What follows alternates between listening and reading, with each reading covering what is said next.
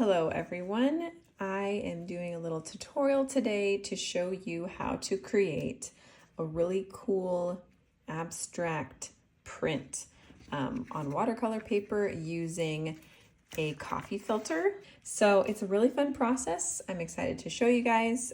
So let's get started. I'm using this ready cut watercolor paper by Strathmore. It's 140 pounds. It's 5x7. It's already pre-cut for you and it's hot press. So it's really smooth, but you don't have to do it on smooth paper. You can totally use more textured watercolor. It might turn out cooler that way. I don't know. This is only my second time ever doing this. So it's fun to experiment with you guys watching. So if I make any mistakes, then you can avoid them.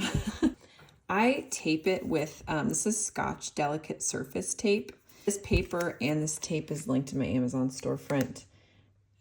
If you haven't already looked, that's where I put all of my things that I like, anything that's on Amazon. Some things aren't.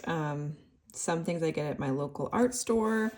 Get some stuff at Michael's, like, you know, it's just all over the place. Some of it I've had for years and I don't know where I got it. I feel like that's kind of normal with art supplies and art stuff, and having been doing art for so many years, you just collect. I'm gonna take my large brush. I have a really large flat. It's an angle flat wash. It's a 1.5 inch. It's by Princeton. This is my favorite watercolor brush brand right now. And it's been for several years. I love it. I think they're really well made. They've held up for such a long time. They all really keep their shapes really well. I've had these brushes for a long time and they still all are just, I think they're just really nice and well made. So anyway, I'm going to use this flat brush and I'm just going to have some clean water here and I'm going to just wet the paper. I didn't really make sure. I like to make sure these corners are sealed nicely. Sometimes it pulls up a little bit of paper, but usually not. The last one I did, it didn't. The very first time I did this, I did it on a reel, or I made a reel for Instagram. So you can go look at that. It's a short reel, just showing the process really quickly. And that was the very first time, so that was my first reveal. But I think from what I can tell, every time is going to be different. So this is going to be really exciting. So I have a coffee filter here. This is only half of one. It's usually a big square. It's a Chemex coffee filter. You could use a round one and just flatten it out. Whatever coffee filter you have, if you have one of the little pour over ones, you could cut it up, in half or rip it apart. It doesn't really matter. I'm using a coffee filter because the particles won't go through. It bleeds kind of crazy. And you just have really very little control over what's happening. Re-wet my paper here. But then I'm just going to plop this down here. And it doesn't need to be perfect. It's not perfect. And that is okay. I'm going to tape one of the sides before I get crazy with my water here. And then I'm going to start from the side that I taped and work my way so that it lays flat. It doesn't start to bubble up. And you're just gonna wet this. So I taped the other side. It's laying flat on my paper here. And now I'm just gonna take some of this Daler, I don't actually know how to say this, Daler Rowney dark green. And this is acrylic ink. So the inks I use are all different. Like, I'm pretty sure, let me see what this, yeah, this is watercolor ink and this one's acrylic ink. These are the two colors I'm using. And then in addition, I use black matte waterproof India ink, and this is my favorite, but man, it stains like just crazy. So we're just gonna roll with it. I am going to actually use this brush, my size 10 Princeton round. Like I said, love Princeton. These are linked in my Amazon storefront as well. All of these brushes I'm pretty sure are. And I'm just going to, I get my brush wet first. I just come over here, dip it in the ink, and then I am going to make some flowers in a little vase. It's going to be similar to the one that I did first, but I'm gonna make it maybe a little bit different. So maybe a little more structure. I don't really know. I'm just gonna go for it. Honestly, maybe I will fill it in more. I mean, that's the fun part about it, is you are just going for it and experimenting. You kind of have to look at yourself as kind of a scientist, but you're having fun and the outcome doesn't really matter. So maybe you're not a scientist at all, but it's just an experiment is my point. My point is, let's experiment and just see what happens and what we can do, because this is how you get ideas. This is how ideas for other stuff, like other big projects or series, like of different art, cool things, like it's not going to just usually, I mean, you can totally have moments where you get an epiphany and it's like, oh my gosh, this is going to be the coolest thing ever. And then it actually is the coolest thing ever. But a really nice way to also make that happen is to just experiment, because this right here, like this kind of stuff, even if I hated the outcome, I love this process. I'm having so much fun. I'm thinking, I'm using my brain to like be like, hey, should I get the coffee filter wet first or whatever? You know what I mean? So you just are using, sometimes you got to shake these up. The stuff settles at the bottom. So just be mindful of that. And I put it in the same dish because I like when they mix and make this really pretty green. I'm going to try to use just the yellow first. And I'm going to hit it with some big yellow. Uh-oh. I think it's mixing too much. So I might put some more yellow up here. See, we're playing, okay? Don't worry. Just don't worry so much. I feel like I'm talking to myself when I'm saying these things, but I'm hoping it's also resonating with you. I think a lot of artists, we just worry too much as we're creating, which is just the antithesis of what is supposed to be happening. I think all artists have, I mean, I've heard like quotes from, you know, the greats, like extremely famous artists, thinking they're not any good. I think there's that one about Picasso that I heard recently, being so afraid that he wasn't the best painter and waking up just so concerned that he wasn't the best. And it can really just overwhelm you and just make you stop creating, right? And that's the problem, is the comparison factor, is just letting that fear get in the way. That's something I talk about a lot when I post reels and stuff, is just this element of fear that we have that I think can really make or break us as artists, and make or break our creativity. You can make art being fearful. I just think you're not going to get as maybe creative as you could if you get rid of that fear first. I'm actually just going to drop some of this. I don't know. Okay, guys, you're watching something that I've never done before, so you're going to have to bear with me here. I've never done a long tutorial, so these are my thoughts. My thoughts are, I hope my voice doesn't bother you guys, because usually it's like a voiceover and it lasts like 30 seconds, and I'm sure anyone can listen to a painful sound for 30 seconds, but okay. See, I'm talking about not worrying about what people think, and then look at me worrying about what people think. Okay, I'm going to move this over here. And then I'm going to come in with my black. And last time, this went nuts, real crazy. So I'm going to just be more mindful maybe when I'm placing it. Okay, this is a 6. It's a liner. And you can, if you don't know watercolor brushes and stuff, you can see it is a liner. It's for making really thin lines. It's a great little brush. I love these brushes so much. Also Princeton, of course. I have some other brands, so I'm not like just partial to Princeton. If you don't have Princeton, that's fine. I'm just recommending stuff. You can use very cheap brushes from anywhere. I have used really cheap watercolor brushes before and made some very cool things and had a lot of fun, especially when you're just doing this stuff that we're calling experimenting. Just use whatever you have. Get the cheapest brush from Michael's, from a craft store. Like, don't worry about it.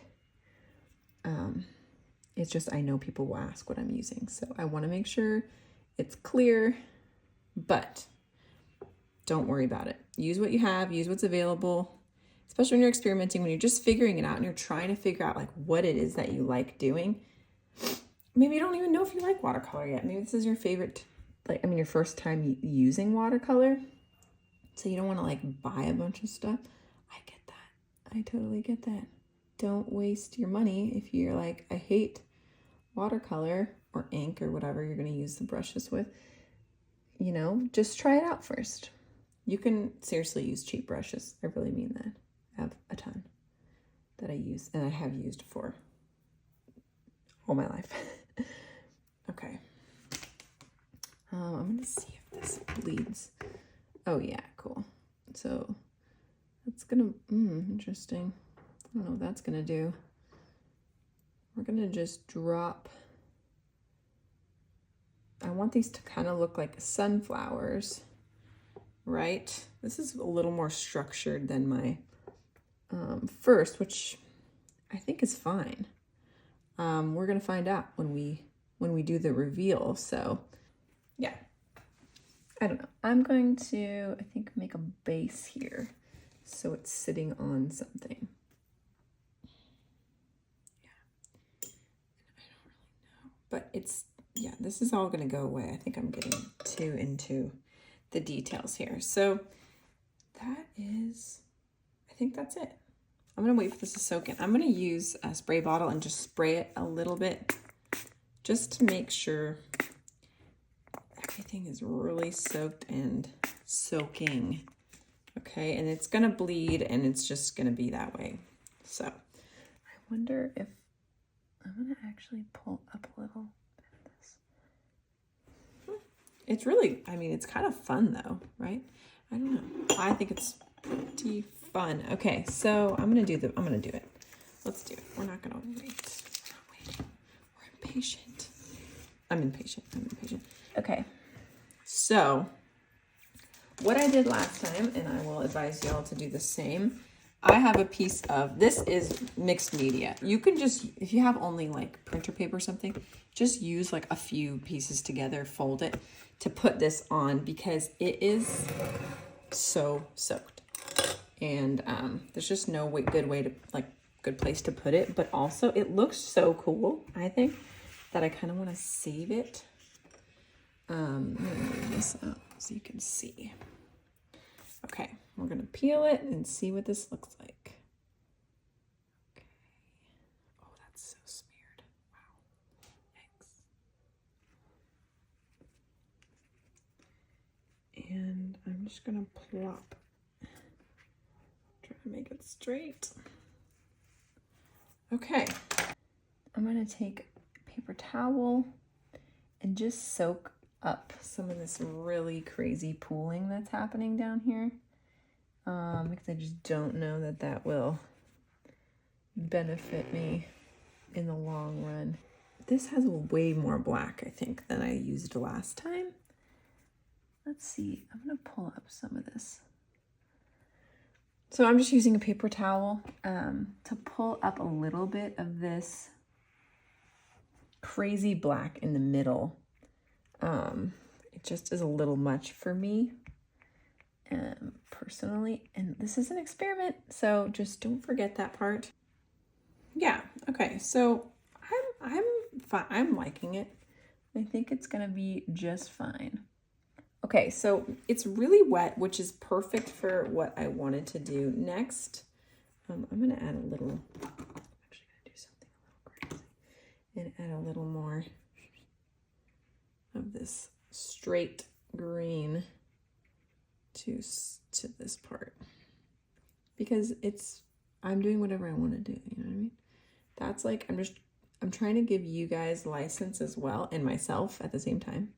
Like I say, I always am like talking to you guys and myself.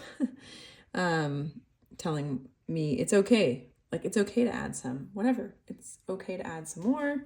It's okay to change it up. It's okay to play around. That is the only way you're going to figure out what you like, what you don't like, what the heck you're doing, all that stuff. We need to play more in our work. That is my whole idea. So this is some flake salt. It's very big. I just had this from something else I was doing. So this is what we're using, and it's you know, it's got some big chunks, which is really fun for this situation. So salt pulls up the liquid. You can do this with watercolor. You can do this with, obviously, with ink. You're gonna see how the areas in which these salt flakes are going to pull up the ink just in the areas that the little flakes are. So you want to let it kind of sit and absorb. So we're going to wait and come back and see what it looks like after some of the salt has sucked up some of that liquid. Okay, so we're back here, and you can probably tell that several of these little guys down here, this is what's happening. So the water ink is being sucked up by these chunks of salt. I'm going to use my blow dryer to speed it up because I'm done with it soaking. And it's on the warm setting, and I kind of go in between warm and cool to dry this off.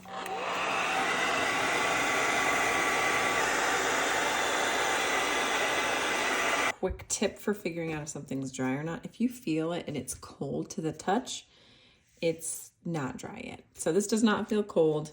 Just be mindful when you're taking off the salt. If it's not fully dry, like, you can let this dry for a while without a hair dryer. But if you're like sitting here like me trying to speed it up, sometimes where there's like large areas of salt or big pieces of salt, underneath can be a little pool, and you can smear it across, which isn't the end of the world because this is a really messy, abstract vibe anyway, but I don't really want a big smear of like black or something. So I'm just going to be mindful. You can kind of go in, if it's getting wet, you come back with the hair dryer or wait longer.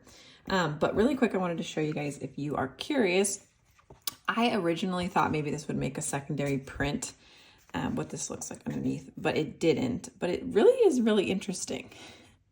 It looks very like digitized almost, and I think that's just because of it's like this texture of the coffee filter. But I really love this.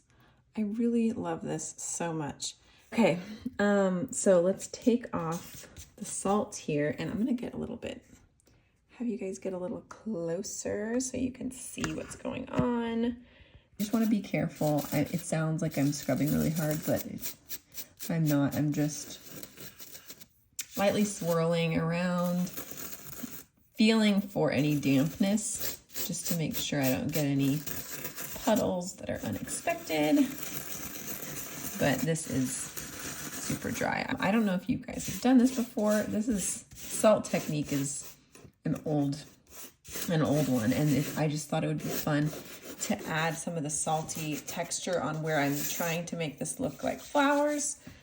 Like in the first one I did, I just thought, hey, flowers and leaves have like cool texture, and I kind of wanted to keep this more smooth, like a vase, idea of a vase, and then this having more texture, like the idea of flowers, leaves, sunflowers. And what's really cool is these big chunks that get thrown right here. I didn't do this on purpose, but they kind of look like tiny little white like daisies or something, which is a fun little like mixture, like a grouping of little white daisies. There's a sunflower here.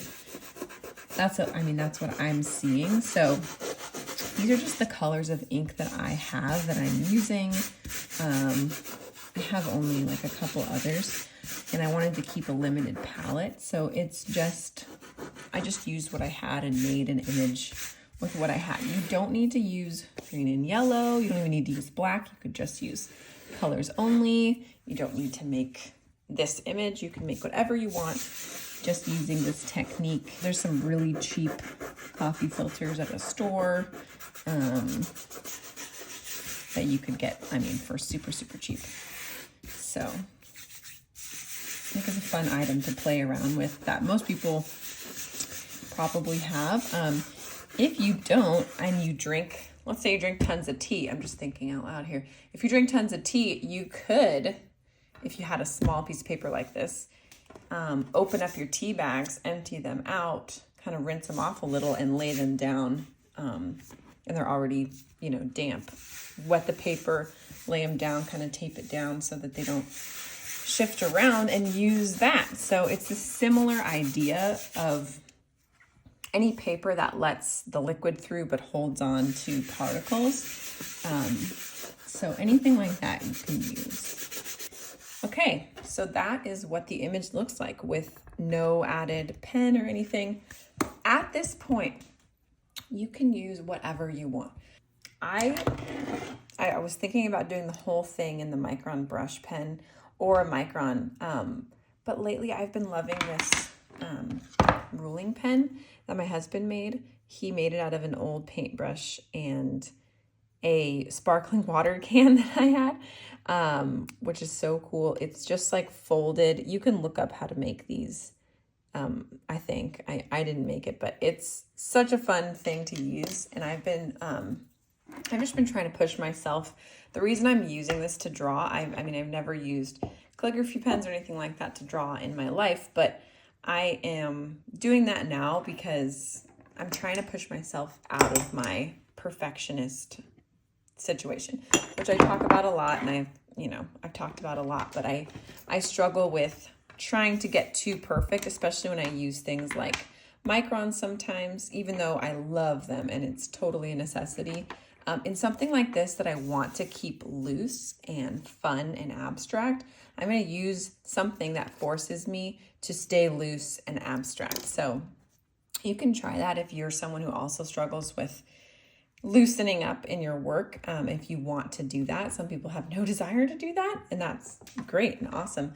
I do. I love impressionistic work. I love flowy stuff, and I want more of that in my personal work. So I used the ruling pen last time with my ink to make all of these main lines here. And then I used my brush calligraphy style, like brush pen, for the little tiny details of the little daisy flowers to kind of still keep it loose, but I had a little more control than I do for little small details than with this. At this point, when you have your image on your watercolor paper and it's dry, just get creative. You do not have to do what I'm doing. If you want to, that's totally fine. If you want to use something like this, it would be a calligraphy style pen. This stuff is, like I said, it's just a mess, and you're just gonna have hands that look like this, and you're just gonna have to be okay with it because that is what this life is. Okay, as I get more comfy here, so I'm gonna use this and go in and make some details. Bring it over here, easier access. So I personally am just gonna find my vase here. I'm not gonna worry about perfect. I'm gonna worry about making the image that I want to make, avoiding parts where I don't want there to be structure or line is important to me. So I'm gonna add some lines like I did last time to create kind of a texture, because I kind of liked that, how that turned out last time. These are like a calligraphy pen, or this is a ruling pen, like I've said before, is a really fun way to create thick lines and thin lines with the same pen, depending on how you move it, as you can see. You can make really thin lines and super, super thick So I'm going to try and find now some flowers. And it's all about how I personally see them. So it's going to be all about how you personally see your work, your image that you made. If you're making flowers, then you can, look for them as well. If you made something else, then you're going to just try and pick out that image and make some lines that will help the viewer also find them.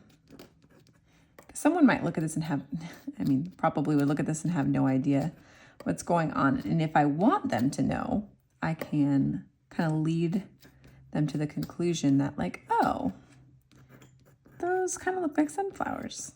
So I'm going to draw some pretty loose petal shapes.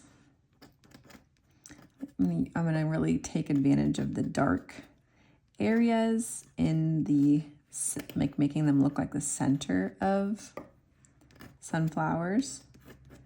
Go with some of these petals can look folded back or at like a fun angle. That is a really great way to add some really good visual interest. So you don't want all of the flowers necessarily, they don't have to, you could want them all to go the same way. But if you want to add some visual interest and some like dynamic dimension and stuff, you're gonna want to just make it look like what they look like. When they're in a vase, when you look at flowers in a vase, you can only see the side of some of them. You can see the front face of some of them, but not usually they're not all usually facing you.